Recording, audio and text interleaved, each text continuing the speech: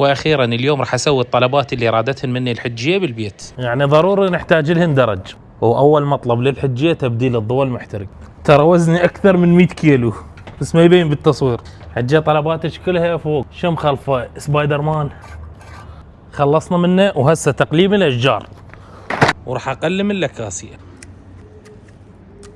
واخر شيء اسوي احصد التمر بالنخله اللي ورا البيت. وابو الحسن يساعدني بالدرج ماله الصغير. يا بالتمره مالتنا مطلعه بس تمرايتين هاي السنه، لان حرامات واحد ياكلهن، لو يزرعهن هنا وينتظر يجوز احسن منه. حلو بهذا الدرج، ورا ما يتطبق بيده تقدر تشيله من عندها. طبعا الحجيه ما تدري الشاشه انكسرت، هسه راح اشوفها من المقطع. الشباب اللي عنده المصلح مال التلفزيونات زين، لو مكان مبات بيه. يما الشغلات اللي ربحتيها اليوم هي بس الدروجه اللي جبتها، كل بيت يحتاجهن حتى بالمطبخ، كلش قويات والدوسات حديد. والحجز من خلال هذا رقمهم بس، او من خلال مراسله صفحتهم بيت ستور. اذا تتذكرون هذين اللي ذاك اليوم حطيناها للطيور، هذني هم كان من عندهم، وبعد عندهم هواي شغلات راح تفيدكم بالبيت. الاربع بايات يبيعوا ب20,000، والست بايات ب25، والثمان بايات ب35، والتوصيل مجاني.